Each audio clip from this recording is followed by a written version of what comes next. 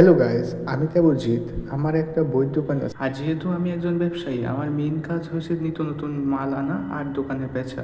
আর একজন দোকানদার হওয়ার পাশাপাশি আমি একজন কলেজ ছাত্র। আর নতুন প্রজন্মের ভালো লাগার কারণে আমি একজন কন্টেন্ট ক্রিয়েটর হতে যাই। আর এটা আমার প্রথম অ্যাটেম্প না। আমিও এর আগে অনেকবার ভিডিও বানাইছি, চ্যানেল বানিয়েছি, অনেকবার ডিলিট করেছি, কিন্তু আবার মনে ইচ্ছা হয়েছে আবার তো আজকে প্রথম দিনে আমার দোকানে কিন্তু ক্যামেলের কিছু আজকে খাতা এসেছিল, যেটি আমি একটা একটা করে সে দোকানে আনলাম। বেসিক্যালি আমরা আজকে 8 খাতা আনছিলাম, যেটি হলো 60 টাকা, 120 টাকা আর 40 টাকা রেটের 3 পেটি আমি ঘরে। আর বাকি কিছু খাতা এনে সেটা ইটের উপরে রাখতে শুরু করলাম, কারণ দোকানে একটু জায়গা কম হওয়ার কারণে আমি একটার উপরে একটা রাখতে চেষ্টা করি। এই 5 পেটি আইটিসি আর ক্যামেলের খাতাটি রেখে সেটা আমি গেলাম গা ইউনিম্যাক্সের কিছু আইনা কলম দিয়ে। আসলে আমরা দোকানটা হইলেও সামনে, কিন্তু আমরা একটু জায়গাটা কম হওয়ার কারণে পিছনে আইনে এসে মালটি রাখতে হয়। তারপরে 5 রকমের 22 পাতা ইউনিম্যাক্সের কলমটি আমি সবটি আইনা আইনা রেখে দিলাম। এটি কিন্তু আসলে সবই 10 টাকা দাম।